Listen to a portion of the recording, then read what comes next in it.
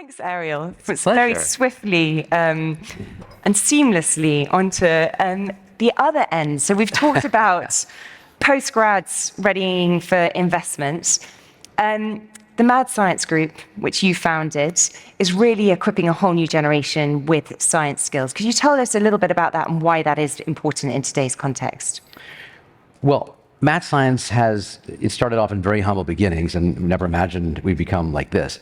But you can look at Mad Science as content development creation that specializes in inspiring young kids, particularly in elementary school, and then a proprietary distribution channel that distributes that content all over the world directly into schools in front of kids with the teacher present together. So that creation and delivery efficiently is sort of the core of it. And elementary school is probably one of the most important and often overlooked, unfortunately, areas that will funnel the future workforce that we're all struggling to be able to plug into. Yeah, am I right in thinking that often the workforce discussion is based on that upper end of school at best, university, in the workforce and beyond, but you're very passionate about it needing to start earlier. Why is that? Well, it's math. Just think about a timeline. If you want, the future engineers in 2040 are sitting in elementary school today. And it's a very linear timeline. You start in elementary school, you go through high school, you go to university. That process is 15, 20 years roughly. Well, that's it. There's no other way to get university graduates that have that skill set. So everyone is tapping into the same pool of candidates, the same pool of people. But what you really need to do, because we've got a shortage, you need to build the pool, make the pool bigger. You cannot start doing that in university. You're selling running shoes to people at the finish line. It doesn't make any sense. And how do you expand that pool? Well, you start by expanding the pool at a young age. And in an elementary school, that's when all the research shows that kids have not yet formed their opinions. Their eyes, their minds are open to the possibilities. And so we go in and we inspire them. Because by the time they get to high school, they've already figured out what they like and what they don't like. And that path begins to become more and more focused. Now, maybe they don't know exactly what they want to do, but they start to get a good idea of what they don't want to do. So you want to get them early, before that path has been formed, before those stereotypes and preconceptions and what they can and cannot, or what they believe they can and cannot do. Get them early. That's how you expand the overall pool of kids that are interested in science. And then as it narrows, they get to university and they're open to it. Yeah. And how easy is it to do to manipulate a young person's sense of identity as being, I am a scientist, or I am into science, versus I'm not, and that's for other people?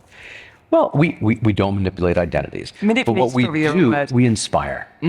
Inspiring is easy. I mean, we've done it for 40 years, so we happen to have learned how to do it effectively. It's not at face value the easiest thing to do, but we've gotten very, very good at it. It's hands-on, it's live. Our programs are hands-on, live, face-to-face, in front of the kids.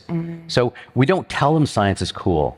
We do something, for example, in partnership with NASA, where we're building a model rocket, flies 1,000 feet, goes through the clouds, comes down by parachute. How is that not cool? Kids look at that, their eyes open up wide going, oh my God, that's incredible. We do that across thousands of hours of content, including tons of stuff around the environment, sustainability, importance of STEM, inspiring careers, recycling, composting. I mean, every topic you can think of. And how do you do it in a way that is scalable for any businesses in the audience who want to have a huge impact and want to empower the next generation? How is it possible to do this in a way that reaches as many young people as possible?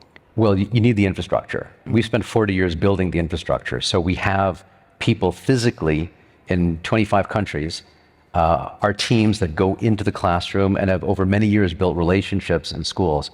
Schools are not just open doors for companies to come in and deliver content, no matter how wonderful the content might be. In our case, we've earned the expertise and the trust of schools. So we are going in and delivering this ourselves. And so we've partnered with some of the largest companies in the world, going in, creating STEM experiences, involving their employees and inspiring the employees and inspiring the kids. We build that package, and it drives consumer behavior back to the parents. Because the parents then call us and say, wait a minute, what have you just done? Are kids telling me that I'm not managing my energy properly? Or is the house properly insulated? Or, oh wait, mommy, that's not how you compost. You should be doing this instead. Or recycling, or throwing out plastics, or whatever.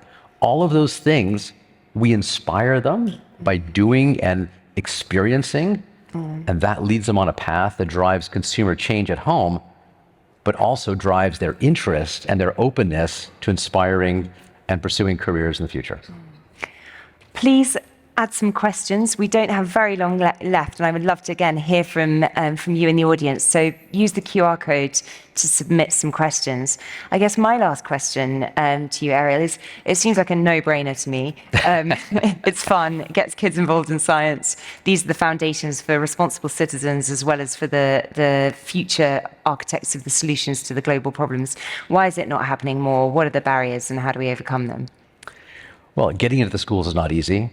I think companies in general also are focusing on today, right? We're very much a today society. People want their convenience and they want their immediate gratification. And this is something where you have to think about years earlier. So going into schools, we deliver value today. We'll change consumer behavior today. These consumers are voting. These consumers are the ones that are managing a carbonization change. You can't manage carbon change unless you understand carbon. So at the basic level, we're delivering those things today, but getting into the classrooms and plugging into that, it's a scalable structure that we've built. So it's something that we do on scale in 25 countries now. Yeah, I think we've definitely got lots to talk about afterwards. The Economist Educational Foundation is also producing resources around equipping young people to discuss the most complex current issues, of which climate and sustainability is one of our key It connects themes, really well. And it connects really well. Yeah. Are there any questions? And there's a roving mic as well as the Slido for anyone who would like to ask any questions. Thank you so much for coming. Thank you hugely to Ariel. Oh, it's a pleasure. And to Sonia. And see you later. Thank you.